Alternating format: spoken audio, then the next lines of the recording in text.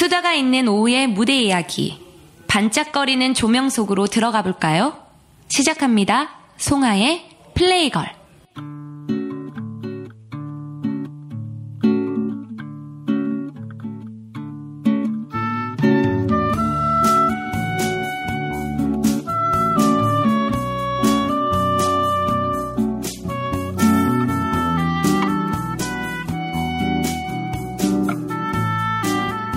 안녕하세요. 안녕하세요. 진행을 맡은 저는 연송하입니다. 네, 저는 문화평론가는 김성수입니다. 네, 인사하시죠. 오늘 저희가 새로운 게스트를 모셨어요. 여자분들이 두근두근 네. 기대를 해도 좋을 것 같은데요. 두근두근 하나 봐 지금. 두근두근. 송아 씨 사심을 드러내지 마시라고요. 지금 방송하면서. 예. 아니, 누가 누구한테 할 소리를? 네. 참. 예. 네, 안녕하세요. 저희 연기하는 황건입니다. 지금 정신이 없네요. 막 와서. 예. 급하게 지금 와서 저희가 바로 부스로 들어왔어요. 이 배우가 재주가 굉장히 많은 배우예요. 네, 황건 배우님. 예, 황건.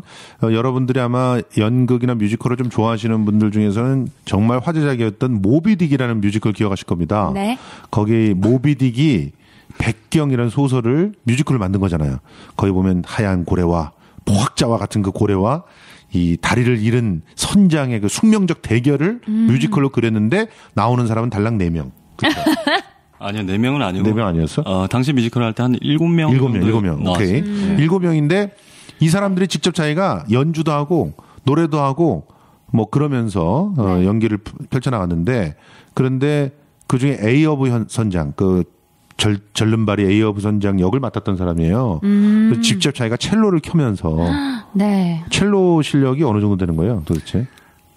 첼로는 대학교 다닐 때 저희 첼로 소리가 너무 좋아가지고 그냥 네. 배우고 싶은 마음에 학교 오케스트라에 들어가서 배웠어서 뭐 어디 나가서 연주할 실력은 아니고요. 그냥 간단한 곡 연주할 수 있는 그런 수준이었는데 예. 그 뮤지컬에서는 이제 연기로 얼굴 표정으로 대부분 연주를 했고 그러니까 사진을 보면 완전히 대가야 대가. 뭐 엄청난 첼로의 명인이 나온 것 같이 뭐 정말 표정이 리얼하더라고요. 저는 연주의 퀄리티보다는 이제 얼굴과 그렇죠. 자세로 승부를 했던. 얼굴과 자세로. 그렇군요. 아니 근데 김현 대표님은 어떻게 되시는 거예요? 또 김현의 후배이기도 하고 또 저의 또 후배이기도 하고. 아니 김현 여러모로. 대표님이 안 오시잖아요. 예, 예. 어떻게 이제 안 나오시는 거예요? 그런 건 아니고요.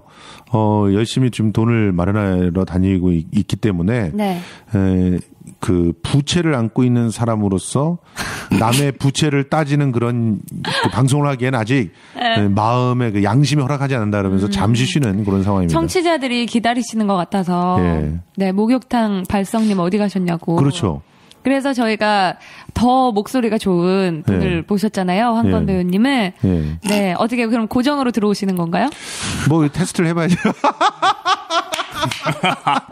예. 배우님 원치 않으시는 것 같은데요. 네. 아닙니다. 저 영광이죠. 근데 표정이 굉장히 안 좋으세요. 표정이 원래 이렇게 십조그리해요.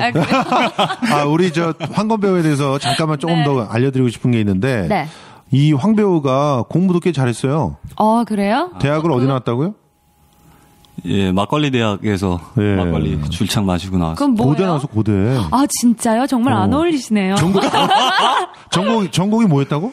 예, 전공은 이제 문이만 이제 노노문학과. 그러니까 이게 진짜 고대 노문학과면은 말이야. 한마디 해주세요. 야. Здравствуйте, я думаю, ты очень красива. 야. 여기에요? 어떤 뜻이에요? 멋지다. 작업 멘트예요. 뭐라고 할 당신 예뻐요. 진짜죠? 진짜 오늘 제가 송아 씨 진짜 물어봐야겠다. 예뻐. 저 오늘 인터뷰가 있어서. 평소랑 너무 다르게 이렇게 옷을 갑자기 이런 식으로 입고 이렇게 화장을 하고 나타나면 사람들이 설레잖아요. 그러니까 많이 받으세요. 이럴 기회 별로 없어요. 다음부터는 못 알아보실 수도 있어요. 진짜. 검정색 의상에 마스크 분위기가 파무 파탈 분위기. 맞아요. 그래요? 오늘 약간 그래서 단아하게 출연하신 입은 건데? 영화에서도 그렇죠. 그런 이미지인가요? 친절한 가정부에서도 가정부의 마음이 뺏긴 남자를 홀리는 다시 끌어오려고 하는. 되게 단아한 이미지인데 참. 제 영화에 대한 정보가 없었는데 정확히 봤네요. 그렇죠. 네. 느낌이 팍 오는 거구나. 황건 배우가 이렇게 공부도 잘했고 그리고 또 연기도 꽤 잘해서 네. 아니 최근에 무슨 영화 찍은 거 있다면서요? 뭐 찍으셨어요? 금시초문인데요? 최근에? 영화 아니었나? 드라마였나 그러면? 최근에 잠시 TVN에 일리 있는 사랑이라는. 맞아. 일리 있는 사랑. 잠깐 한 4번 정도 나왔습니다. 그래서 일리 있는 사랑을 제가 저희 안 사람이 그렇게 좋아했거든요. 그래서 내가 도대체 저 드라마를 왜 보는 거야? 그랬더니 배워두게 그러더라고. 뭐야 이거 바람을 피운다는 거야? 뭐야 이랬었는데 거기에 낯익은 사람이 나오는 거예요. 이 친구였어. 그래서 드디어 일리 있는 사랑이 시청률이 꽤 좋았거든요. 그래서 그쵸. 황건의 시대가 열리는구나 이제. 그런 생각을 좀. 왜 들어오자마자 계속 코웃음을 치게 스스로에 대해서. 예. 저는 너무 감사한 게 성수 형님이랑은 우리 김성수 평론가 형님이랑은 제가 20대 초반에 대학생일 때 제가 대학교 극예술연구회 동아리에서 연극을 한참 꿈꾸면서 술 마시고 이렇게 길바닥에 쓰러져 자고 그러고 다닐 때 동승 아트센터에서 대학생들이 이렇게 각 대학의 극회 학생들을 불러다가 연극 워크숍을 진행하셨었어요. 그때 건아 형님 이렇게 하던 사이였는데 또 한참 세월이 흐르고 나서 이렇게 다시 만나게 뵙게 되니까 전 놀란 게 평론가님 주위에는 여자만 있을 거라고 생각했거든요. 이렇게 멋있는 남자 배우가 있을 거라고는 정말 꿈에도 상상을 못했어요. 사실은 여자들보단 남자들이 더 많습니다. 그래요? 예. 형님이 그때 대학생들 되게 잘 챙겨주셨어요. 그때 기억에. 여대생. 자, 여대생을. 우리 황 배우는 또 소개할 게 하나 더 있어요. 네. 지금 황 배우가 나이가 꽤 됐는데. 어떻게 그쵸? 물어봐도 돼요? 연세가. 예, 아마 제 나이를 들으시면 2번 놀라실 거예요. 왜요? 우선 나이가 좀 있는 거에 놀라시고. 네. 그다음에 생각보다 젊구나 실제 나이는 제 79년생 37세입니다. 예. 79년생이 벌써 37이 됐어요? 그렇죠. 그렇더라고요. 그런데 아내가 몇 년생이라고요? 이 얘기 나올 줄 알았어, 내가. 아내가 몇 년생이냐고. 아내는 95년생입니다. 어머! 도둑놈! 야, 18살 차이인 거야? 지금 잠깐. 실형 살고 나왔어요. 그러니까 18살 차이인 거야? 아니죠, 16살. 16살 차이. 네. 그러면은 지금 21살이요? 네, 21살이요. 결혼은 언제 하셨어요? 이게 복잡한데 제가 미성년자일 때 결혼한 거 아니었어? 그거는 아니고요. 다행입니다. 딱 왜냐면 방송에도 차질이 생길 수 있기 때문에 문제가 생길 수 있어서. 비방용은 아니고요. 네. 바다 건너서 만난 인연인데. 러시아에서 만난 거예요? 아니죠.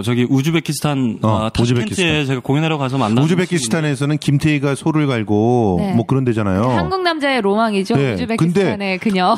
이 재수 씨가 너무 이뻐. 진짜 김태희는 진짜 가서 그 신발을 신겨줘야 될 것 같이 너무 아름다워요. 거기다가 바이올린 거기다가 16살 연하에다가 바이올린 전공까지. 네.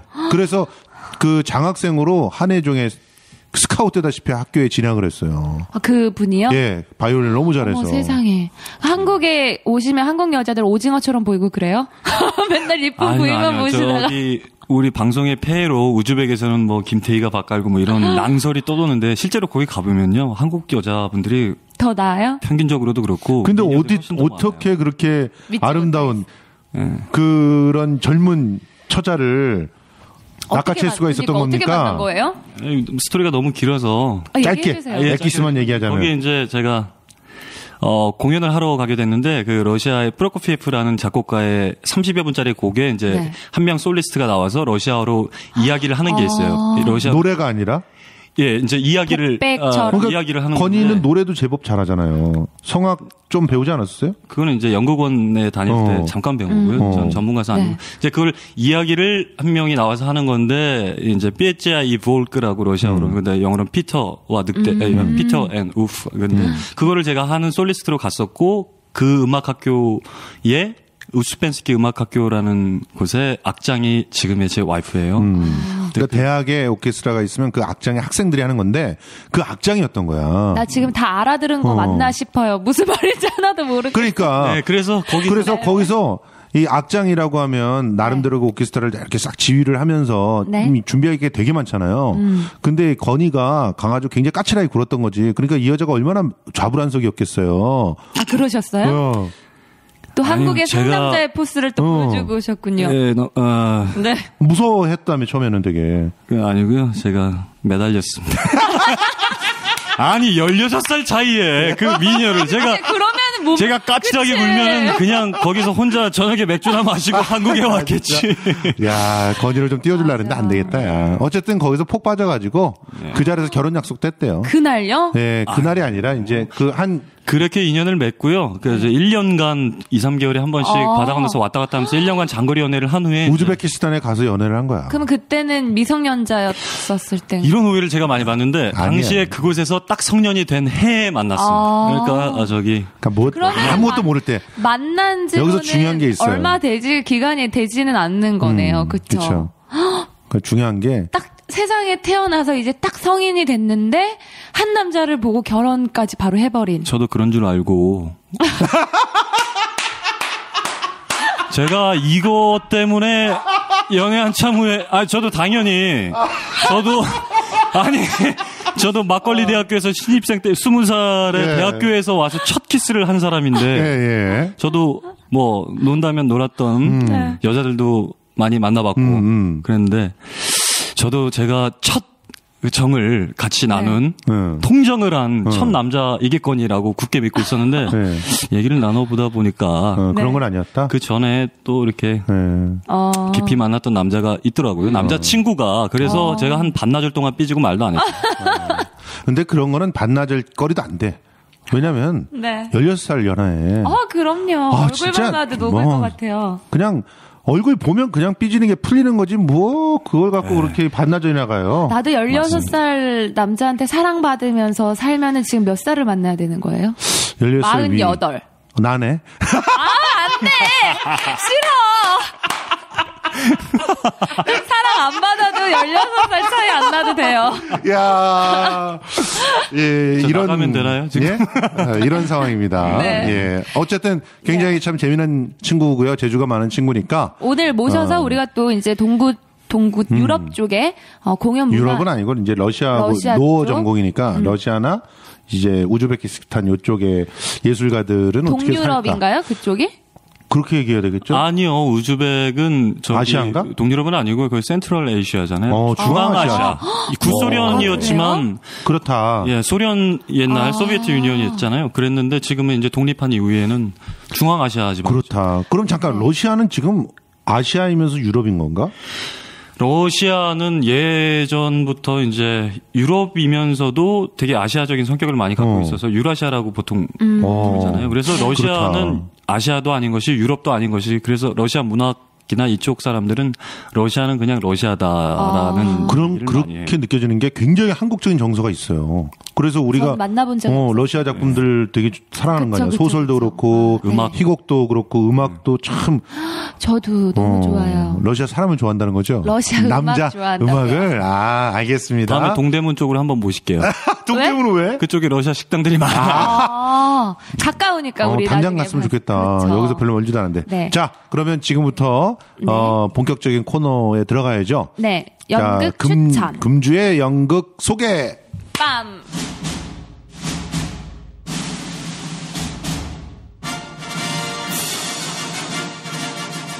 금주의 연극 소개.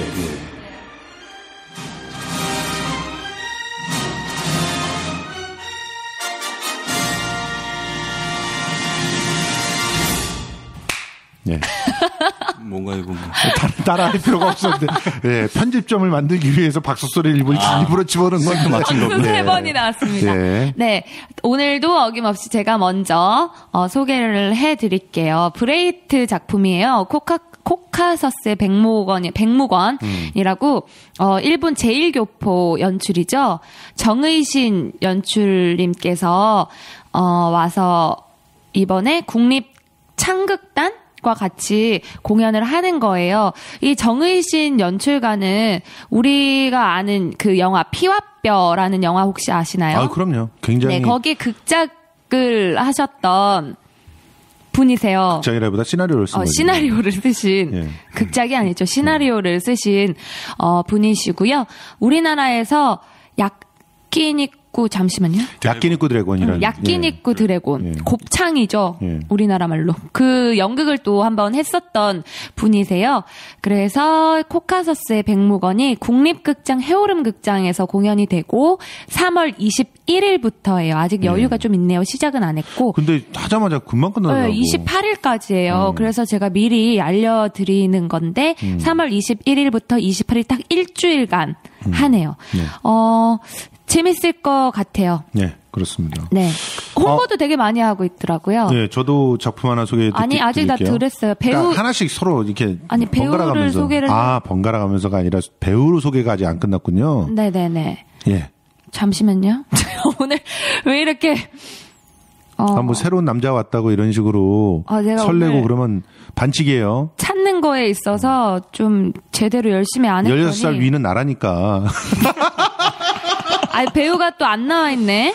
예. 네, 일단 넘어가죠. 예. 네, 어쨌든 찾아보는 걸. 눈여겨볼 만한 작품이죠. 일단은 브레이트의 작품인데 네. 그것도 창극으로 만들었고 네, 배우가 그냥 국립창극단, 배우들이겠죠. 국립극단 이렇게 그런데 그거에다가 또 정은신 연출이야. 그러면 분명히 뭔가 특별한 작품이 나올 것 같아요. 그래서 굉장히 기대가 되는 작품입니다. 제1교포인데 한국에 대한 애정이 굉장히 많으신 분이고 그렇죠. 또 일본의 문화가 또 이렇게 소개도 자연스럽게 많이 해주시기 때문에 굉장히 예전에 신주쿠 양산박이라는 극단에 있었어요. 거기에 전문적으로 극작 담당을 하다가 이제 거기서 이제 연출가인 그 분하고 이렇게 좀 뭔가 서로의 입장이 안 맞았는지 나와서 독립을 해서 지금 이제 주로 한국과 일본을 오가면서 활동을 하는 분이죠. 연출가 정혜진 씨.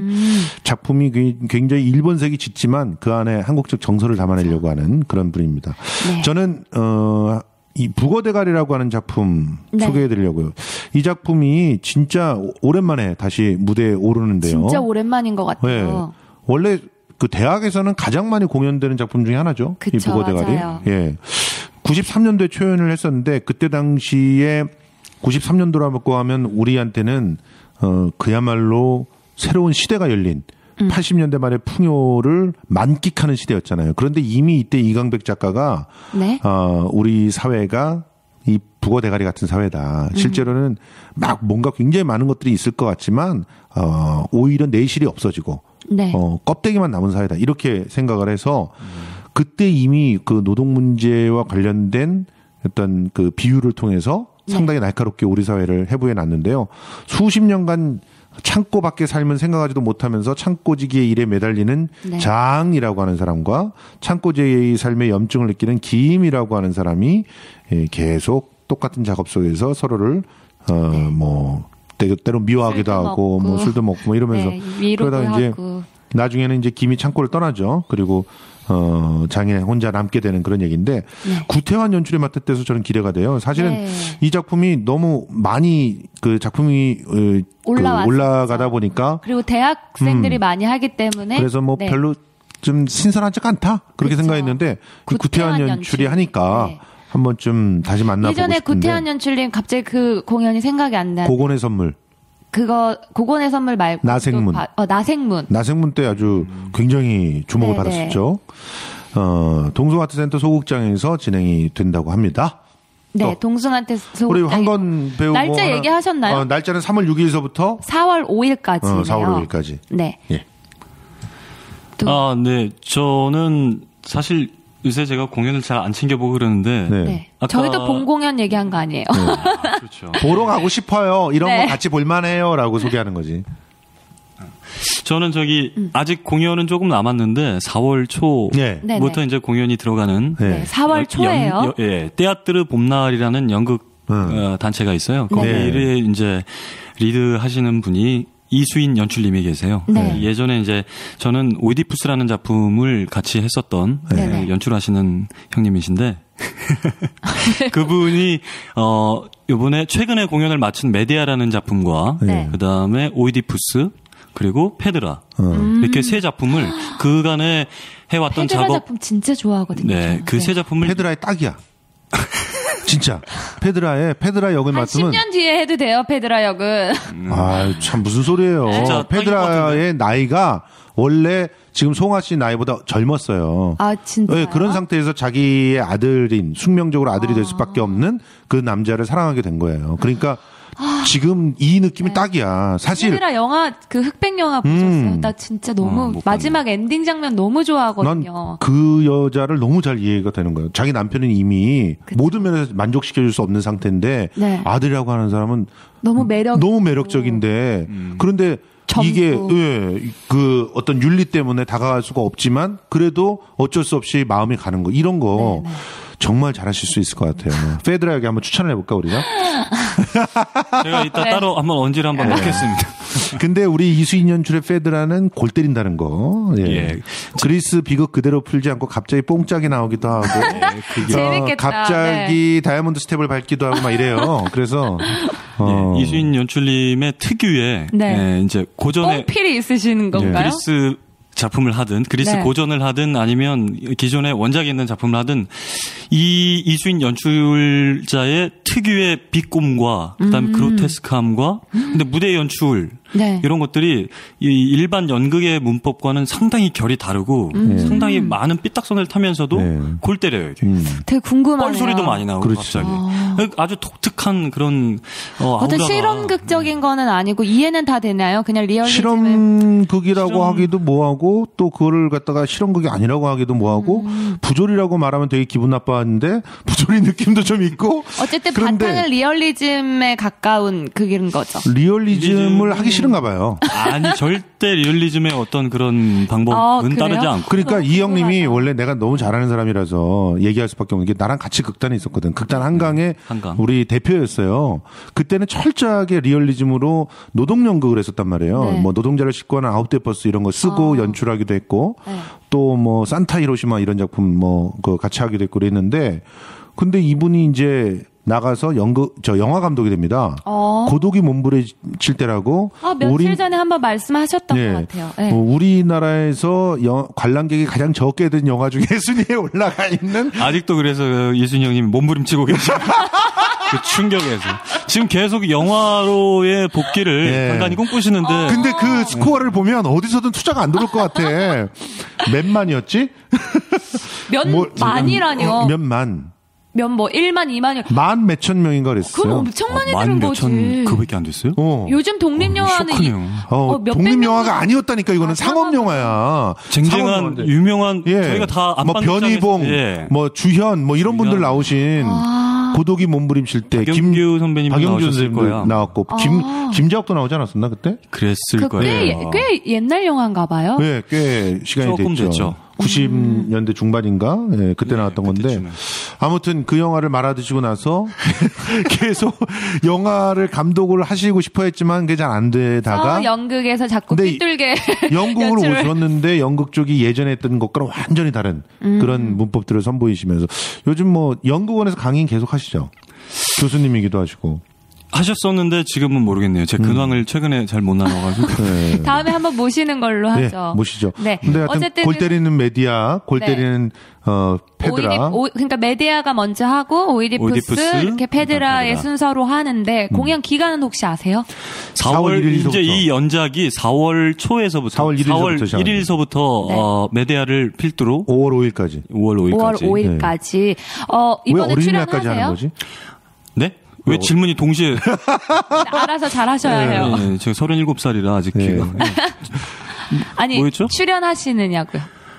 오이디푸스에 원래 오이디푸스를 네. 했었는데 그래서 사실은 어제 전화를 받았는데 지금 조정이 되면 가능하면 저도 이제 예전 멤버로서 같이 하고는 거기서 무슨 역을 했었어요? 그때는 저는 사실 그때 공연 직전에 항상 그러고 보니까 공연 꼭 직전에 전화하죠. 저는 이제 공연 직전에 그러니까 모든 게 다 빵꾸 나면 황건한테 전화가 오는 거야. 저도 그런 배우예요. 인생이 땜빵 인생이야. 우리 모두 저도 그래요. 우리 모두 땜빵 인생이야. 나도 뭐 여기저기서 있지. 갑자기 오늘 아침에 8시 반에 전화가 왔어. 근데 그걸 잠깐 화장실 들었다 못 받았더니 벌써 캐스팅이 됐어. 아이고. 오늘 오후에 하는 거였는데 그게 있었으면 오늘 여기 늦게 오는 건데. 그러니까 내가 없다고 세상이 안 돌아갈 거라고 생각하면 안 된다니까요. 그러니까요. 우리 모두 땜빵 인생이야. 어쨌든 그래서 거기서 뭐 코러스 역할을 하면서 첼로를 들고 뒤에서 이제 어떤 분위기를 조성하는 연주와 구음을 하면서 간간히 이렇게 코러스로서의 역할을 하는 몇 명의 한 그룹이 있어요. 코러스가. 그 역할을 해줬습니다. 코러스가 굉장히 중요해요. 이분 영화, 그렇죠. 연극에서는. 무대에서 나갈 수가 없어요. 코러스가 다 해. 나 어떤 분위기인지 갑자기 감이 빡 왔어요. 네, 빡 왔는데 별로 안 좋아하시는 느낌이다, 이거. 네. 그런 느낌. 알겠어요. 바로 그거야. 아니에요. 아니에요. 근데 이 훈훈하게 마무리하자면 배우는 계속 무대 위에 존재하기 때문에 힘들지만 관객은 참 호사를 누릴 수 있는. 네, 훈훈합니다. 네. 자, 또. 네. 저는 그리고 또 준비를 했던 게 연극 슬픈 인연이라는. 이거 거의 블록버스터 연극 아닙니까? 김광림 연출님의 작품입니다. 배우가 또 엄청나죠. 이 김광림 선생님이 연우 무대를 만든 분이에요. 네. 예. 그리고 사실은 어떻게 보면은 많은 운동권 출신의 연극 배우들이 신처럼 모시고 있는 그런 분이죠. 처음에 서울대에서 총연극회에서 작품을 할 때부터 심심치 않게 정부 비판적인 작품들을 하시다가 나와서 연우 무대를 만들어서 작품을 할 때도 꾸준히 연극의 시대 정신을 좀 지켜온 그런 작가였고 연출가였죠. 뭐 비연소라든가 또 이런 작품들도 역시 김광림 선생님한테서 나왔고 또 예전에 저희 극장에서 했던 작품이 있는데 또 그 르시스트라테를 김광림 선생이 좀 재해석이랄까 새롭게 개작을 해서 쓴 게 있어요. 그거를 또 그 여자 전쟁이었나 그런 작품으로 했던 적이 있었는데 그것도 굉장히 당시에는 센세이션한 반응을 일으키면서 사랑받았던 작품이었죠. 네, 어쨌든 배우를 어쨌든 anyway 배우를 소개를 해드릴게요. 강신일 배우님, 남기애, 방은진, 이정은, 최용민. 방은진 그 감독님이 그대로 배우로 나오는 거 아니에요? 네, 그런 거 같아요. 와, 진짜 오랜만에 방은진 감독님 연기 보게 되겠네. 최용민, 류태호, 이종민, 조윤미, 강기동 이렇게 배우님이 되어 있고요. 네. 장소는 명동예술극장에서 하고 2015년 3월 20일부터 4월 5일까지 이것도 4월 5일까지네요. 네. 합니다. 슬픈 인연. 네, 보러 가주시면 좋겠습니다. 예, 그러면 저도 또 하나 소개를 하겠습니다. 사실은 3월이 되면서 작품들이 너무 많아졌어요. 그래가지고 좋은 게 너무 많죠. 우리가 일부러 일정을 좀 조정하고 있어요. 그 메디아는 원래 다음 주에 하려고 했는데 황건 배우가 그냥 확 해버렸네요. 네, 나온 시어터에서 하는 철수영이라고 하는 연극이 있습니다. 네. 이 시대의 청춘들의 자화상을 그린 연극이다 이런 평가를 받고 있는데 철수는 백수예요. 고소공포증도 있어요. 그런데 백수잖아. 그래서 옥탑방에 살 수밖에 없어요. 고소공포증인데 옥탑방에 살아. 근데 그 건물 건너편에 옥탑방에는 또 영희가 살아요. 네. 오가면서 항상 두 사람이 마주치는데 다 29살 동갑내기. 엊그저께 29살이셨죠? 엊그저께요. 예. 그들의 처지가 사실은 변변찮을 수밖에 없으니까 뭐 서로 바라봐도 뭐 연애 감정이나 이런 것들은 사치다 이렇게 생각을 하는데 은근히 끌리는 거지.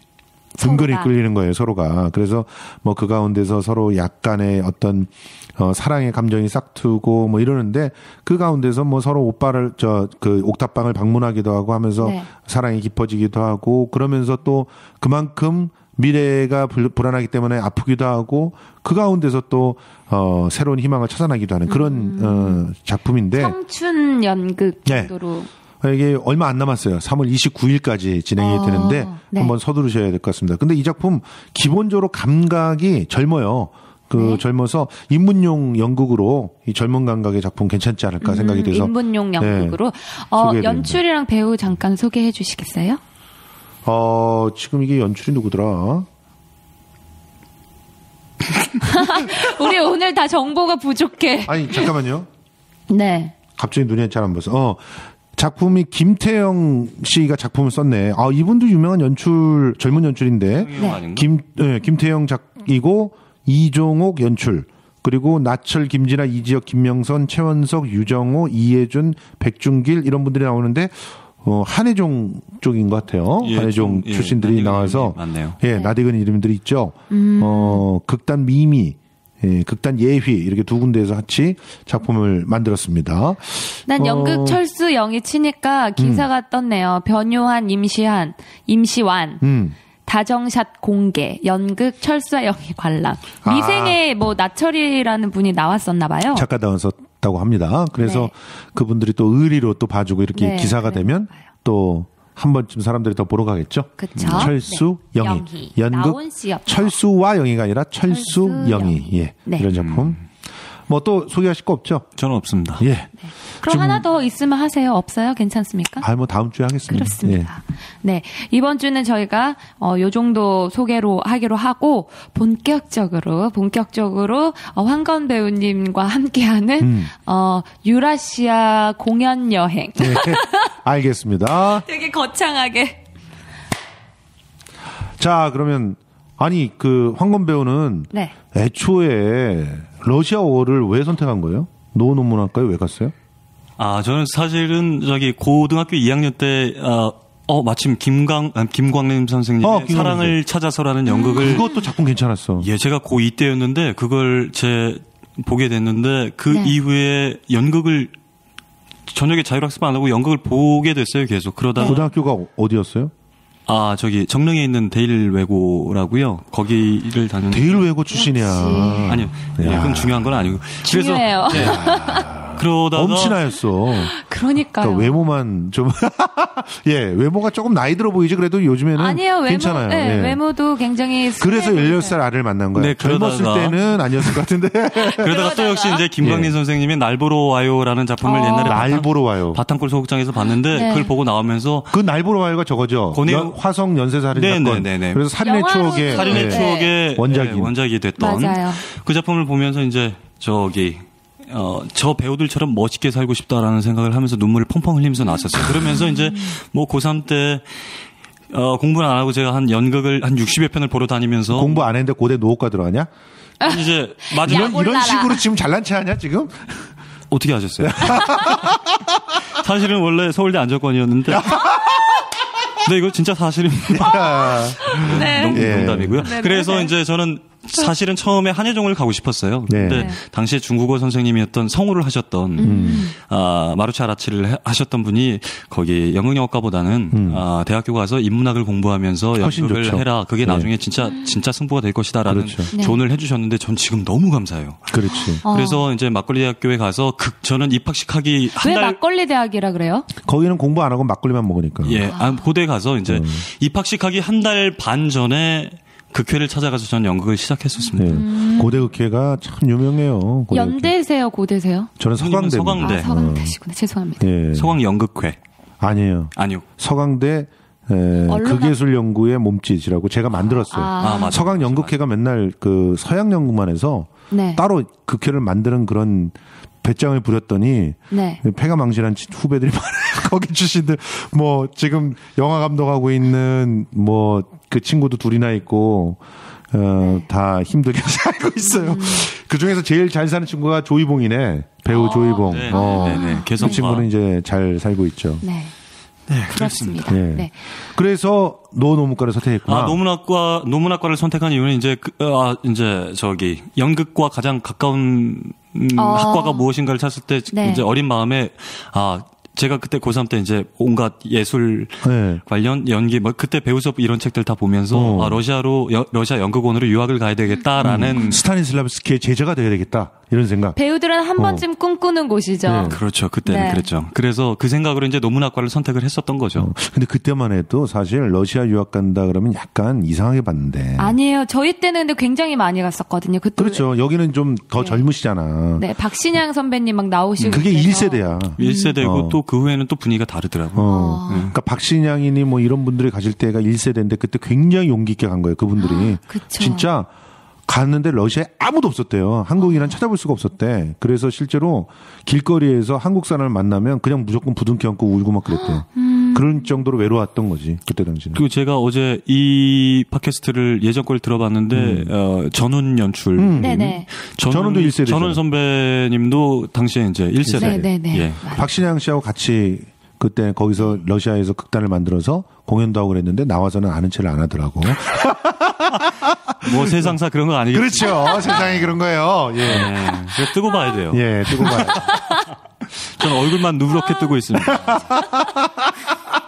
아니 근데 요즘에는 러시아 유학 가는 사람 진짜 많다 그러던데. 길거리 막 채인다 그러던데 한국 사람이. 예, 뭐 그래서 예, 그래요? 아무튼 분위기가 다르더라고요. 제가 뭐 그거에 대해서 얘기하기는 좀 그렇고요. 뭘 또 그래요? 갑자기 소극적으로? 아, 또 관계된 사람들도 있고 그러니까 저도 먹고 살아야죠. 아, 네. 혹시라도 그 러시아 유학원과 상당히 밀접한 관계가 있으십니까? 아니, 저는 관련이 없고요. 다녀오신 분들이 아는 예. 분들이 있는데 예.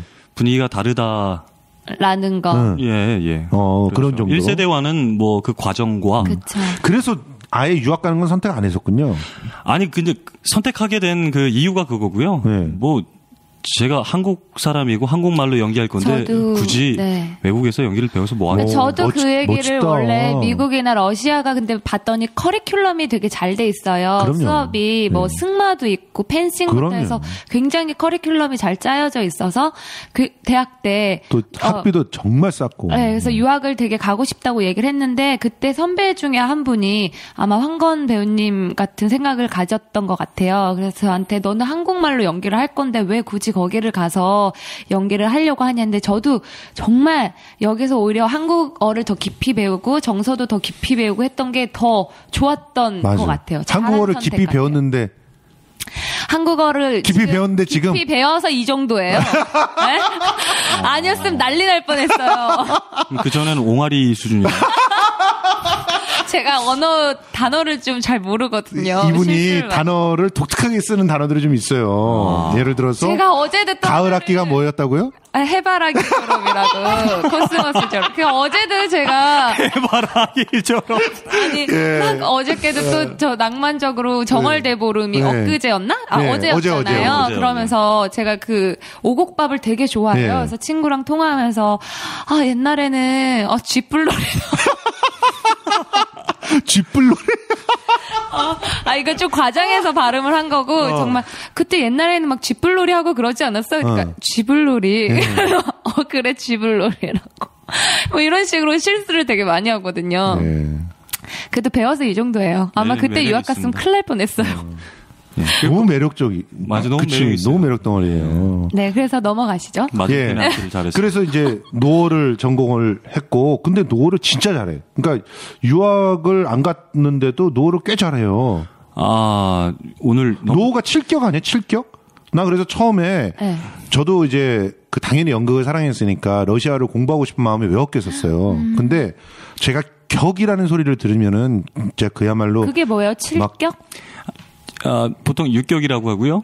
6격이에요? 6격에서 이제 또 형용사 뭐 변화형 하면 막 10몇 격 넘어가고 10몇 하는데 격이 러시아가 넘어가요? 격변화가 너무 심해요. 격변화라고 한 단어가 이제 네. 문장 안에서 그 이상하게 변하는 기능과 거예요. 성분의 뭐 남성, 여성, 중성 이런 거 있잖아요. 그걸 굴절어라고 얘기를 하는데 언어 그 불어처럼 단어의 그렇죠. 여성, 불어 남성이 다 불어 영어 러시아어 이런 게 전부 다 이제 격변화가 있는 그런 말들인데 제가 영어 공부하면서 쥐가 났던 게 왜 똑같은 말을 우리나라는 뒤에 어미만 갖다 붙이고 조사만 붙이면 너무 쉽잖아. 네. 근데 얘네는 그걸 다 외워야 되잖아. 미쳐버리는 줄 알았다고. 그랬는데 여기는 6격, 7격 이래가지고 내가 7격이라고 6격만 됐어도 배웠을 텐데 7격이라고 잘못 저는 알았네. 아직도 못해요. 그래서 그러니까 그게 너무 어렵습니다. 너무 대단한 거예요.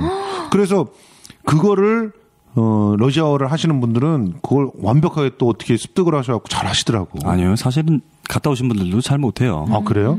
저는 이름 또 굉장히 돌았는데. 그러니까 갔다 전원 선배님이 이제 거기에 오래 번역도 계셨으니까 하시고. 네. 당연히 잘하시죠. 근데 이제 잠시 다녀온 분들은 거기서 말 배우다가 돌아오는 경우가 많지 허다하다. 않을까라는 사료를 말만 배우는 게 아니라 러시아 음식도 많이 배우고 오더라고요. 그래서 보드카 좋아하시죠? 보드카 제가 팬이죠. 예. 옆에 계신 이제 성시영님도 보드카 저보다 훨씬 더 빅팬인 것 같아요. 좋아하시죠. 저는 원래는 위스키를 진짜 좋아하는데 이 보드카가 최근 들어서 너무 좋아지고 있어요. 그러니까 이 무색 무취인데 뭔가 사람의 감정을 흔드는 그런 맛이 있는 거예요. 소주처럼. 그렇지. 소주처럼. 근데 소주는 나쁜 술이거든요, 사실. 진짜 좋은 술은, 진짜 좋은 술, 증류 소주가 요즘 나와요. 네. 그래서 이렇게 눈빛에서 광선이 나와요 지금. 참이슬에서 네. 맞아. 새로 만든 거 있어. 비싼 거 있어요. 막 명절에 선물로 보내고 근데 하더라고요. 비싸다 그러는데 솔직히 보드카 가격보다 보드카보다 싸. 그러니까 그거 좋더라고요. 예. 아무튼 얘가 자꾸 산으로 가면 안 되는데. 네. 아니 근데 그 러시아든 우즈베키스탄이든 이렇게 계속 왔다 갔다 하면서 그쪽 동네의 예술가들에 대한 대접이랄지, 뭐, 예술가에 대한 어떤, 뭐, 시스템들이랄지, 이런 것들을 좀 보셨을 거 아니에요. 근데 한국보다 훨씬, 우즈베키스탄 같은 경우도 한국보다 굉장히 잘 돼 있다면서요. 예, 저는 개인적으로 러시아는 갈 기회가 여러 번 뭐, 교환학생이든 뭐, 공연이든 갈 기회가 있었는데, 이상하게 어그러져서 러시아를 제가 사실은 창피하게도 한 번도 다녀온 적은 없어요. 러시아에는. 신기하다. 예, 제가 이제, 우즈베키스탄에 공연을 하러 다녀왔었잖아요. 그때 가서 느낀 거는, 근데 거기도 사실은 뭐 소련이 붕괴되면서 지금 우즈벡이란 이름으로 불리지만 거기는 뭐 소련이었기 때문에 거기 그대로 문화가 그 공연 문화는 남아 있어요. 극장이나 어떤 문화. 그래서 어떤 얘기부터 해야 될지 모르겠는데 기본적으로 극장은 어때요? 극장을 제가 지금의 와이프와 함께 데이트를 하러 갔는데 연극을 봤어요. 그 타슈켄트 우즈벡 수도가 타슈켄트라는 곳인데 거기 시내에 있는 일홈 찌아트르라고요. 러시아어로 찌아트르가 이제 뭐 티어터 극장인데 거길 갔는데 저는 너무나 놀랐던 게 저희 대학로의 연극의 메카잖아요. 근데 사실 대학로에 뭐 네온 사인과 온갖 술집과 뭐 이게 삐끼와 뭐 물론 사실 정말 문화의 메카라고 얘기하기에는 너무 좀 다이나믹하고 좋기도 하죠. 어떻게 보면 하지만 어떤 그런 문화의 향취라고나 할까요? 그렇죠. 깊이가 없는 그런 듯한 공기의 다름 이런 것들이 옛날엔 그래도 그런 게 있었잖아요.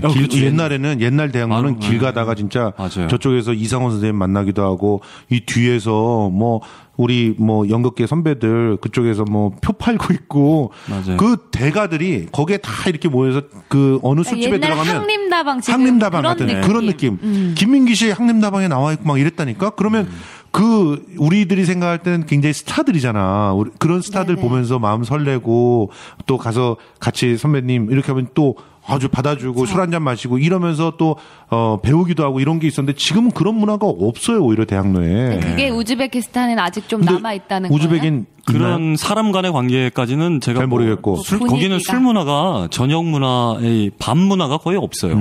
거기는.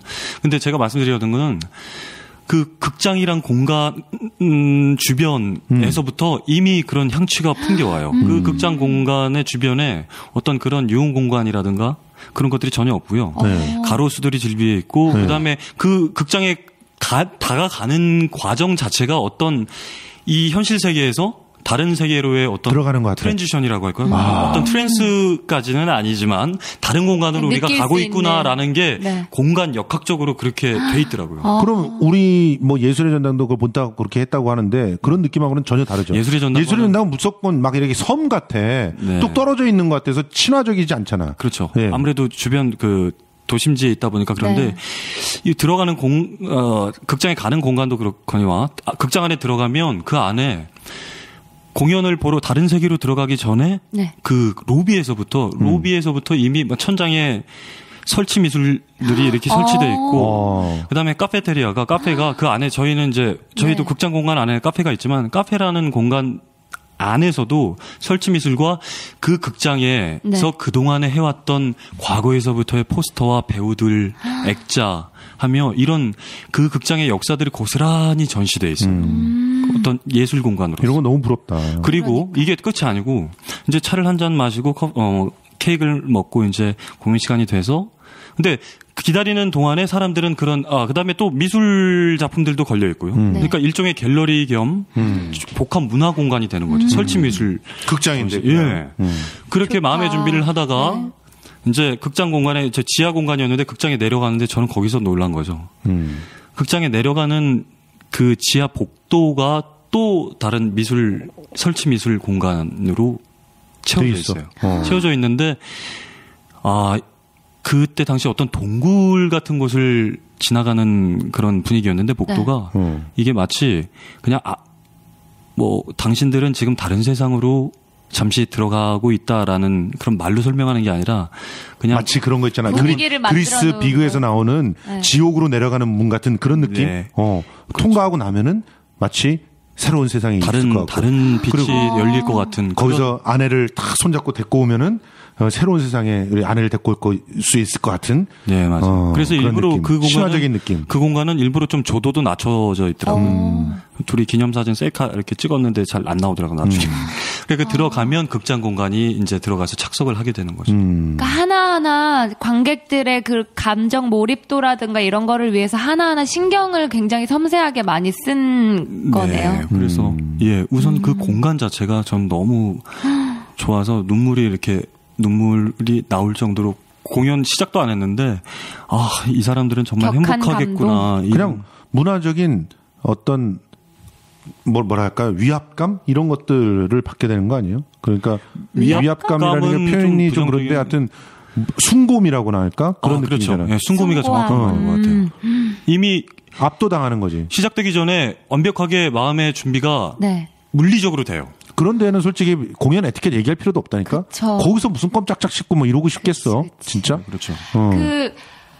옛날 공연들을 전시를 쫙 해놨다고 했잖아요. 네. 그거는 공연에 대한 거나 아니면 예전에 공연에 올라갔던 배우들에 대한 존경심이라던가 옛것에 대한 보존을 하겠다는 그런 마음이 없으면은, 그러니까 그렇죠. 그런 존중하는 마음이 없으면 절대 할 수 없는 거거든요. 우리 예술현장 가보세요. 어디 찾을 수가 있나. 그러니까요. 그리고 또 그 예전에는 그나마 아르코 예술극장에 좀 그런 게 좀 군데군데 걸려있기도 했는데 지금 다 치웠더라고. 없어. 그러니까 이게 최근에는 사실 그렇게 옛날 것들을 하려면 관리가 굉장히 그러니까. 많이 난 여기 해야 올 때마다 되잖아요. 충무로역에서 좀 갈아타고 그러는데 충무로역에 원래는 그 영화 대종상 그쵸, 쫙 아카이브가 있었잖아. 그거 지금 누렇게 떠가지고 진짜 쪽팔려 죽겠어. 정말 이제는 그거 왜 그렇게 해놓는지 몰라. 차라리 없는 엄청나나 그거 진짜 그 수많은 거기를 갖다 그렇게 많은 중국 관광객들이 지나다니고 있는데 난 비웃을 것 같아. 그러니까 문화 자체를 너무 격하게 격을 떨어뜨리는 행동 같아요. 나도 맞아. 그거 너무 막 흑백 사진 돼가지고 근데 그렇게 보존을 못하는 원래는 칼라였는데 물 들어가고 막 이래가지고 곰팡이 끼고 그래서 흑백이 비슷하게 돼 있는 거야. 그렇죠. 그런 걸 보는데 난 가슴이 너무 그렇더라고. 그게 실제 지금 현실의 우리나라 문화적 수준이야. 문화를 대하는 태도인 것 같아요. 그런데 거기서 봤던 작품은 뭐였어요? 예, 이제 그래서 근데 여기까지는 뭐 시작이고 사실 얘기하려면 너무 긴데 그래도 조금 좀 해주세요. 공연 제목은 사실 지금 기억이 안 나버리네요. 네. 기억은 안 나는데 어떤 작품이었냐면 근데 그 극장이 레퍼토리가 있는 극장이에요. 그러니까 나 그것 때문에 매 요일마다 작품이 달라요. 그러니까 그 극장의 레퍼토리를 가지고 있는 거죠. 나 이걸 그러니까 물어보고 싶었었거든. 지역 커뮤니티 그러니까 그 지역에 이 극장은 레퍼토리를 갖고 있고 그 지역 사람들은 뭔가 다른 세상으로 가고 싶을 때 이 극장에 찾아서 즐기는. 그렇죠. 그리고 레퍼토리는 계속 이제 새 작품이 들어오기도 하고 나가기도 하고 이렇게 하는 시스템. 아니 근데 상주 극단이 있는 거예요, 그러면? 상주 극단이 없으면은 레퍼토리 하기가 힘들지. 상주 거기 그 극장 소속 극단이 있고요. 예. 그다음에 이제 외부에서 공연 단체들이 들어와서 또 들어오기도 하고. 예. 그렇게 하기도 하고요. 그러면서 그러니까 레퍼토리 시어터라면은 메커니즘적으로도 진짜 완벽하지 않으면 그걸 하기가 어렵잖아요. 무대 장치를 하루 만에 확 하고 나도 이럴 수가 그게 없잖아. 궁금해요. 근데 그런 게 무대가 가능하다는 거의 거지. 비어 있어요? 제가 봤던 공연은 되게 흉물스러운 세트가 막 들어와 있거나 이런 무대가 아니었고 최소한의 필요한 것들만 들어와 있는 그러니까 되게 간소한 들어오고 무대로. 나갈 수 있는 여지가 많은 무대였어요. 사실 연극 무대에서는 많은 세트라던가 소품이 필요하지는 않잖아요. 연기로 어쨌든 채워지는 근데 거기 요즘에는 때문에. 그 소품들 갖다 채워놓고 뭐 이런 게 아주 그냥 무슨 유행처럼 번져가지고 너무 무대에 신경을 많아. 많이 쓰죠. 약간 너무 무대 정말 많이. 설치 미술 위에서 연기를 하는 것 같은 듯한. 맞아요. 그런 게 좀 있지. 사실 뮤지컬들은 진짜 심하잖아요. 그런 게. 그쵸. 그래서 더 제작비가 올라가는 거고. 근데 이렇게 그야말로 배우에 집중할 수 있는 그런 절제되어 있는 그런 세트들로. 그러니까 레퍼토리 극장이 또 가능하겠지. 예. 또. 티켓에 보면 제가 간 날, 그 다음날 다른 공연들이 다 준비되어 있어요. 너무 황홀하더라고요. 그렇네요. 좋다. 그리고 이제 이제 이거는 어떻게 보면 어떤 공간에 대한 인프라에 대한 얘기고 제가 이제 쇼크를 먹었던 건 그때 제목은 생각 안 나지만 어떤 극이었냐면 우리가 알고 있는 저기 푸시킨이라고 알고 있는 삶이 그대를 속일지라도 그렇죠. 예, 푸시킨의 이브게니 아니에긴이라고 예브게니 오니에긴의 서사시와 푸시킨의 다른 여타의 시들을 텍스트로 가지고 서사가 있는 연극을 만들었어요. 근데 거기에 나오는 대사들은 배우들이 내뱉는 대사들은 다 푸시킨의 시어들이에요. 근데 첫 대사를 딱 시작하는데 한 배우가 남자 배우가 나와서 딱 앉아서 관객들을 보고 그 첫 라인이 모이 자자 싸움이 체스니 브라빌 이렇게 시작을 해요. 근데 저는 노문학과에서 공부는 안 했지만 그건 알거든요. 첫 행은 어떤 뜻인가요? 나의 삼촌이 뭐 블라블라 이런 얘기예요. 그 다음 행은 제가 기억이 안 나서. 근데 갑자기 그러다가 배우가 대사를 까먹었는지 말을 안 하고 딱 관객들을 노려보고 있어요. 뭘까? 그런데 거기 앉아있던 저는 한가운데 앉아있었는데 거기 공연을 보러 왔던 관객들이 그 다음 행들을 합창하듯이 읊어주는 거예요. 까먹은 것처럼 이렇게 있으니까 관객들이 다 아는 시니까 이렇게 같이 도와준 건가요? 아니 까먹은 게 아니죠. 그러니까 일종의 위티한 액팅을 한 거죠. 일부러 잠깐 포즈를 주고 그대들이 해보시라 라는 식으로 그러니까 우리 노래 부를 때 마이크 넘기는 거랑 똑같은 거야. 근데 우리는 고작 팬들이 돼가지고 그 사람의 배우 가수의 노래를 갖다가 열심히 따라 부르는 사람들이 그 떼창을 부르는 거 가지고 막 한국은 공연 문화가 얹혔다 뭐 이렇게 얘기하는데 여기는 시로 떼창을 하는군요. 예. 시로 떼창. 푸시킨의 시로. 푸시킨의 시를 그 일반 이게 문화지. 이게 무슨 일반 관객들이. 근데 이게 한 번에 그친 게 아니라 공연이 끝날 때까지 이제 첫 행은 누구나 다 알잖아요. 솔직히 말하면. 근데 중간중간에 한 번 이렇게 기회를 줘요. 그럼 관객들이 또 떼창을 해줘요.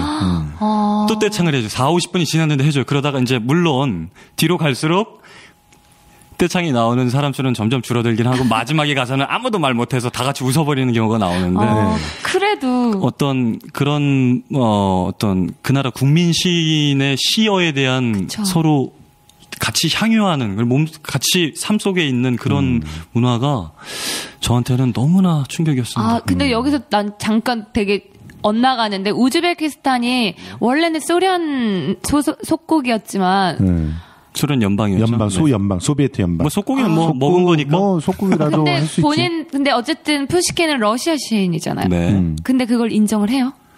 문화적인 그런 뿌리는 같다고 보는 거죠. 우즈벡 민족의 문화가 따로 있긴 있는데 언어도 있고 우즈벡어 민족어도 있지만 소련 그네들은 이제 러시아어도 자기 모국어처럼 쓰고 우즈벡어도 쓰고 그다음에 학교에서 교육을 받을 때는 제 와이프 같은 경우에도 제1 언어가 모국어가 러시아어예요.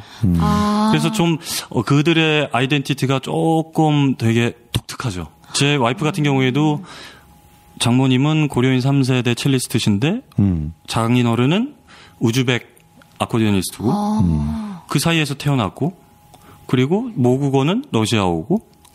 그러니까 약간 대만과 중국 같은 느낌인가요? 대만이 중국어를 쓰면서 지금은 다른 나라가 되었지만 어쨌든 중국 문화를 그대로 어쨌든 답습을 한다 그러나? 그런 느낌인가? 어렵네요. 어쨌든. 지금 거기하고는 좀 다르죠. 거기는 이제 분단이 됐다는 느낌이고, 그러니까 서로 정치적인 이유 때문에. 여기 우즈벡 같은 경우는 아예 다른 나라가 된 정치 건가요? 때문에 이렇게 소연방에 들어가긴 했지만 그 소연방 내에서의 러시아 문화가 이제 주류 문화로 자리 잡을 만큼 이제 어떤 제국주의적인 너무 침탈이라든가 탄압이라든가 이런 것들이 그렇게 많이 없었던 것 같네요. 그렇죠? 그렇죠. 예. 그러면은 어쨌든 그러니까 우즈베키스탄도 러시아가 좀 문화적으로 굉장히 좀 광대하잖아요. 어떤 음악적으로나 오페라나 뭐 작곡가도 많고 시들도 그렇고 소설가들도 유명. 그러니까 그대로 그런 우즈베키스탄도 그런 문화를 자연스레 접할 수 있는 기회가 굉장히 똑같이 많은 지금 거네요. 지금 우리 송아 씨의 이 얘기 속에 중요한 몇 가지가 있는 게 뭐냐면 우리는 예를 들어서 하늘을 우러러 한 점 부끄러 먹기를 입새에 이는 바람에도 나는 괴로워했다. 윤동주의 시를 딱 읽는단 말이야. 그러면 사실 그거를 같이 떼창으로 불러줄 사람이 그다지 많지는 않단 말이에요. 그쵸. 이거 자체도 부러운 거지만 간지러워하죠. 솔직히 우리가 정말 인류 문화의 유산이라고 생각해가지고 네. 뭐 푸시킨의 시를 갖다가 삶이 그들을 속일지라도 뭐 해가지고 읊으면 그걸 한국 번역본이라도 답을 할 사람이 얼마나 되느냐는 거죠. 마치 근데 우리는 팝을 좋아했기 때문에 저는 뭐 퀸에 완전 빠져 있었기 때문에 러브 오브 마이 라이프 같은 거 외우고 있었거든요. 네. 그러면 가사 짧잖아요. 예, 얼마 안 되지. 얼마 안 되니까 외우지. 그러니까 그런 것들은 이제 떼창을 같이 한단 말이야. 네. 이게 문화의 힘이지. 이걸 받아들일 때 뭐 제국주의니 뭐니 남의 나라 문화니 이렇게 생각하지 않고 그건 정말 좋고 서로가 보존할 만하고 나의 감동을 이끌어내는 문화니까 받아들이는 건데 나는 우즈벡 사람들이 그래서 받아들였다고 생각하지. 그럼 제가 말씀드린 거는 어떤 예. 민족과 국가와 이런 개념이 아니라 그렇죠. 클래식 그러니까 네. 클래식. 고전을 일반인들도 그럼. 와서 즐기려고 하는 그 태도와 이미 즐기고 있는 그 향유하는 태도가 너무나 그러니까. 부러웠던 거죠. 고전을 즐긴다는 거지. 네. 그러니까 시도 푸시킨의 시 정도면 이제 고전이라고 볼 수가 있는데 그거를 거기 민족과 커뮤니티에 정치를 있는 분들이 떠나서 사실은 네. 타슈켄트라면 그래도 뭐 도시가 그 오래된 도시긴 하지만 우리나라식으로 따지면 광주도 안 될걸요. 그렇죠? 그 소비에트 연방에서 따져본다면 우즈벡 내에서는 서울 우즈벡 내에서는 서울이고 서울인데 옛날 소련에서는 그 광대한 소련 영역 안에서도 직하시 정도는 되나요? 가장 커다란 4대 도시 중에 하나였어요. 4대 도시. 타슈켄트는. 그래서 그랬던 거 아니야, 그러면? 4대 도시 정도 되는 그런 힘이 있으니까. 그렇죠. 아무래도 그렇죠. 지방 변두리 갔을 때는 어떤 분위기인지는 저는 안 가봐서 모르겠지만. 뭐 어떤 그런. 우즈베키스탄에 되게 재밌는 것들을 지금 많이 듣고 있는 것 같아요. 어쨌든 그 4대 도시라고 해도 그 도시 안에서 극장에서 네. 사람들이 같이 앉아서 그 고전의 시를 함께 합창을 해서 할 수 있다는 거. 이런 것들은 정말 부러운 일이네요. 그러면 이제 조금 쇼크를 먹었어요. 진짜 그런 고전적인 작품들을 가지고 공연을 한다고 해도 관객들이 있다는 거니까 그게 참 좋은 거죠. 꽉 찼었어요. 예. 예. 꽉 찼어. 예, 객석이 꽉 찼었습니다. 소극장에서 중극장 사이의 규모였는데 그럼 한 300~400석 정도 되겠네요. 그렇죠. 예. 한 300석 정도 됐던 것 같아요. 예. 거기도 이제 일반 관객들이 많이 공연을 많이 보는 편이에요. 극장은 많아요? 어때요? 문화를 주로 많이 접하는 건지. 극장이 그렇게 많지는 않은 것 같고요. 네. 그 지역에 제가 있었던 곳은 타슈켄트이기 때문에 그 지역의 지역 극장의 네. 포지션으로 그렇게 있는 것 같아요. 그 커뮤니티의 이 극장. 하지만 극장. 관객들은 그게 더 좋은 거예요. 사실 우리 보세요. 대학로에 160개 극장이 있어요. 관리가 안 되죠. 관리도 안 되고 천차만별이고 있어봤자 뭐해. 그 뭐 3분의 1 정도는 말이야 무슨 삐끼 돌리고 있고 그러면 그게 문화적으로 봤을 때는 굉장히 이건 문화가 아니라 사실은 장사하는 거잖아요. 그쵸, 장사. 장사죠. 그런데 여기는 한 지역에 그러니까 우리식으로 따지면은 네. 동에 하나의 극장이 있고 그 극장이 뭐 시립극장 이런 것처럼 시립극장보다는 다 작은 단위의 극장이었을 거예요. 아마 300~400석 정도라면 공극장. 커뮤니티 극장이라면은 마포 아트센터 뭐 그 정도 생각하면 될 거야. 마포 아트센터보다는 조금 규모가 작은데 그런데 이런 클래식한 작품을 하더라도 좋다. 꽉 채우고 네. 함께 즐기고 이런 것들이 이제 문화의 힘이라고 봐야 되겠죠. 그 반대로 그러면은 이제 배우분들도 있을 거 아니에요. 배우나 뭐 연주자들이나 네. 예술가들. 그분들의 생활에 대해서는 많이 알고 계세요? 뭐 많이는 모르죠. 근데 제가 느꼈던 것만 말씀드리면 일단 처가댁이 다 예술가 집안이네. 그렇죠. 장인 장모님이 다 거기 국립 컨서버토리 연주자 출신이시니까. 근데 거기는 기본적으로 제가 이 말씀을 드리려고 그랬는데 예. 네. 기본적으로 그 아르티스트라 그러는데 그 아티스트에 대한 리스펙트가 있어요. 그러니까 존경. 합성어를 만들어 버렸네. 예술가들에 대한 그 존중하는 네네. 그런 문화가 기본적으로 있어요. 저희 나라는 좀 우리나라 우리나라는 좀 이중적이잖아요. 네. 아직도 그쵸. 예전에 그 딴따라라는 그 개념이 편견이 아직도 좀 있는 것 같은데 네네. 거기는 정말로 예술가로서 정말로 존중을 하고요. 제가 또 한 번 놀라면서 되게 황송하고 창피했던 거는 네. 제가 그때 그 아까 초반에 말씀드렸던 공연을 끝내고 저희는 공연을 끝내고 이제 제 객석에 다시 와서 앉아 있는데 공연이 다 끝난 후에 갑자기 타임머신을 타고 확 돌아간 기분이 든 게 사회자분이 올라오시더니 저를 다시 한번 무슨 저기 인민대회 이런 분위기처럼 무대 위로 불러 세우시는데 전 관객들이 쩍쩍쩍쩍 뭐 따다 뭐 이런 박수가 아니라 갑자기 소련 시대로 돌아간 것 같아요. 갑자기 쩍쩍 이렇게 박수를 인민 박수를 인민이란 단어는 참 좋은 단어지만 예. 다 같이 기립하면서 이렇게 박수를 똑딱 쳐주는데 오우 기립해서 예. 근데 뭐 제가 잘해서 그런 것도 아니에요. 그래서 제가 뭐 거기서 러시아어로 해봤자 그 사람들 얼마나 웃겼겠습니까? 근데 그렇게 존중을 해주고 존경을 표시해주고 그때 정말 그 뭐 굉장히 큰 공연이었어요 규모가? 예, 그 공연이 한국에서 아마추어 오케스트라와 그쪽 우스펜스키 음악학교가 합동 연주를 한 공연이었어서 그때 당시에 이제 우즈벡 방송국에서 중계 방송도 하고 녹화 방송도 하고 뭐 그쪽 교육부 장관도 오시고 뭐 그랬던 한국과 우즈베키스탄의 민간 합작 공연? 민간 외교 차원에서의 자선 콘서트였어요. 예. 그래서 그때 배우와 연주자들 그를 포함한 예술가들에 대한 그 존중해주는 그런 저변이 옛 소련 시절부터 이미 남아 있는 것 같아요. 뭐 김수현 씨나 이런 사람이 가지 않아도 그런 박수를 받을 수 있다. 김수현 씨가 가죠. 김수현 씨가 갔다면 듣보잡 황건이라는 배우가 가도 그렇게 박수를 쳐주시는데. 그러니까 김수현이나 뭐 이런 송강호나 이런 사람이 갔다면 난리 나겠죠. 뭐 참 부럽다. 기본적으로. 거기서 그래서 그때 생각이 들었던 우리는 나 진짜 이게 기획자니까 할 수 있는 얘기인데 공연 참 내가 이제 기획을 하면서 제일 기분이 더러웠던 것 몇 개 사례 중에 하나가 뭔지 아세요? 공연을 표를 팔아준다 그래. 그러면 꼭 깎는다. 3만 원짜리 하면 깎고 좋아. 깎을 수 있다고 봐요. 여럿이 보러 온다니까. 근데 돈 많은 사람들이 공연을 돈을 깎은 다음에 꼭 끝나고 나서 배우들 오라 그래. 그렇죠. 꼭 그것도 여배우들 오라 그러고.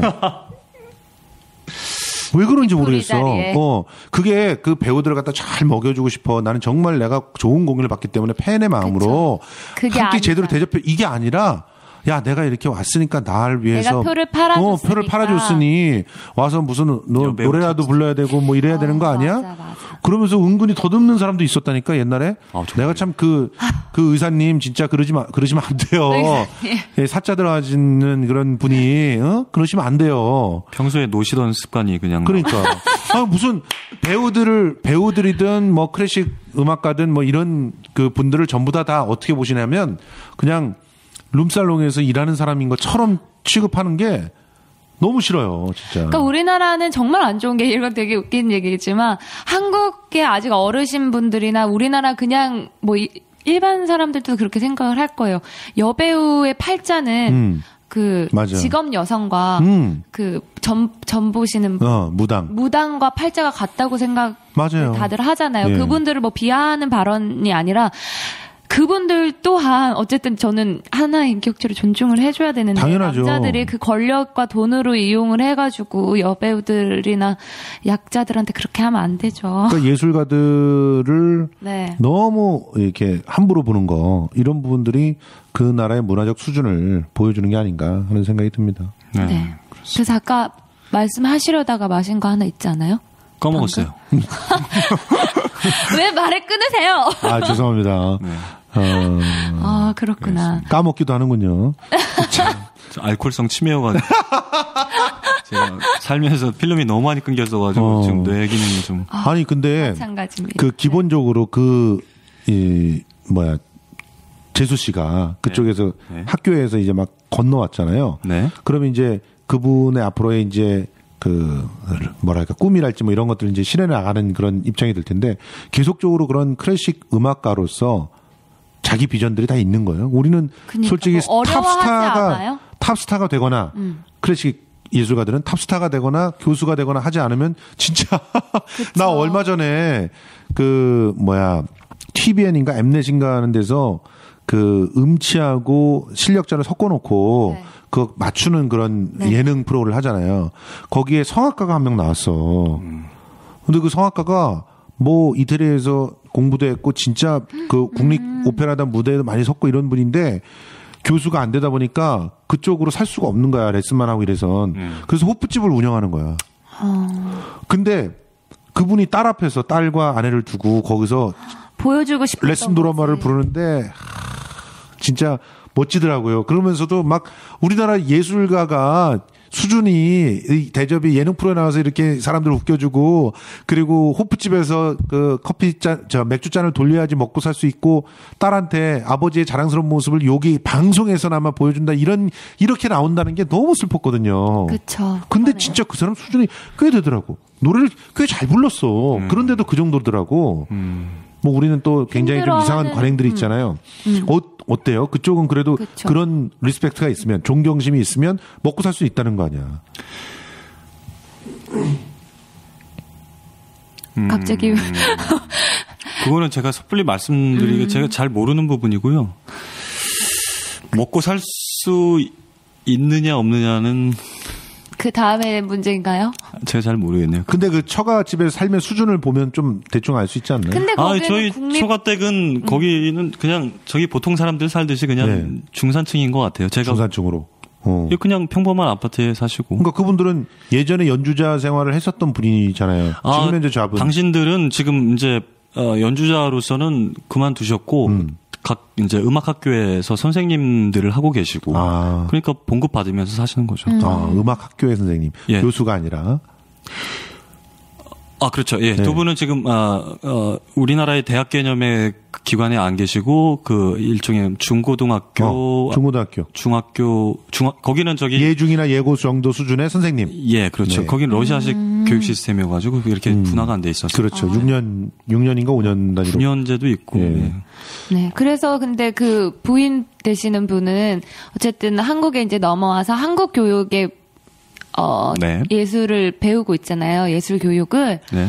거기에 대한 어려움이나 힘든 점은 없으세요? 거기가 더 나을 것 같은데. 왜 한국에 왔지 진짜? 남편이 여기 계시죠. 저 때문에 아니요. 남편 때문이죠, 뭐. 이 사람 나쁜 사람이네 그러면. 제가 그래서 아침에 등교할 때 아침 같이 먹어줘요. 뭐야, 데려다 주는 것도 아니고. 저 원래 그 시간에 안 일어나요. 데려다 주는 것도 아니고 같이 밥 먹어준다. 아니 차가 있어야 데려다 주지 무슨. 아침에 일어나서 밥 먹고 뽀뽀하고 야. 잘 다녀와 해주는 게 잘해주는 거 아침을 해주진 않고 아니 토스트 가끔씩 해주고 가끔 피곤한 날은 침대에서 인사하고 가끔 아니요 점점 자주 하고 있어요. 점점. 주로 집에서 요리는 안 사람이 하는 거예요? 아니요 저희는 지금 어머님이랑 셋이 살고 있습니다. 시어머니한테 시집살이까지 시키고 있군요 지금. 아니요 아주 화목하게. 둘이 살면 재미없어요. 이렇게. 어머님이 좋아하셔서. 어머님은 얼마나 예쁘겠어요, 솔직히. 손녀 그럼요. 만든 것 같지, 사실은. 어머니랑 저랑 사이가 안 좋아지고 있습니다. 왜? 너무 아들이. 어머님께서 컴플레인이 많아지세요. 그럴 수 있어. 내가 보기에는 여기다가 풍산개까지 들어갔기 때문에 당연히 컴플레인을 많이 지금 풍지박산이에요, 집이. 최근에 개도 들어갔어, 개도 풍산개 지금. 강아지가 한 마리 들어가가지고 개 아빠 됐어요. 예. 아무튼 아까 질문은 네네. 제 와이프는 이제 여기 한국예술종합학교 음악원 네네. 기악과 바이올린 전공으로 들어왔는데 아무래도 거기랑 시스템이 많이 다르다 보니까 좀 저랑 뭐 수강 신청에서부터 여기서의 생활에 대해서 제가 이제 대략 얘기를 해주면 이해를 아직은 잘 못하는 부분들이 있더라고요. 예를 들면 뭐 교수님들한테 어떻게 잘해야 된다. 뭐 조교 교수님께서 껴안으면 그냥 가만히 있어야 된다 이런 얘기? 아유, 뭐 거기까지나. 최근에 음대 교수님이나 미대 교수님들의 성추행 사건이 하도 많아가지고. 네, 이제 연장 하나 준비하려고요. 당장 쫓아가서. 예. 네. 어쨌든 언어는 그러면은 영어로. 네, 저희는 지금 아직까지는 근데 그 친구가 다행히 영어를 어렸을 때부터 많이 공부를 했어서 영어로 의사소통하는 데 문제가 없는데 지금 한국어를 빨리 배워야 되기 때문에 학교 때문에 그쵸. 되도록이면은 한국어로 많이 하려고 노력을 하려고 하고 있습니다. 제가 그 친구 알기로는 용기가 대단하다, 진짜. 정말 한예종이 수업이나 이런 게 굉장히 빡빡하다고 들었거든요. 빡빡해요. 네네. 심해요. 빡빡하죠. 예. 되게 힘드실 것 같다는 생각이 들면서. 그러면 아니에요. 살림도 해야 되고. 행복해 하세요? 행복하게 잘 있어요. 부럽네요. 사실 우리 황 배우가 그래도 네. 배우들은 그렇게 힘들다고 하는 네. 자급자족이 가능한 수준은 되거든요. 그러니까 너무 네. 부러워요. 그 정도 수준에 올라가려면 아닌데. 뭐 아닌데라 여기서 아닌데라 그래버리면 송아 씨는 어떻게 살라는 거야? 전 정말 죽을 것 같아요. 간신히 연명하고 있어요, 네. 진짜로. 하루하루. 그렇기 때문에 네.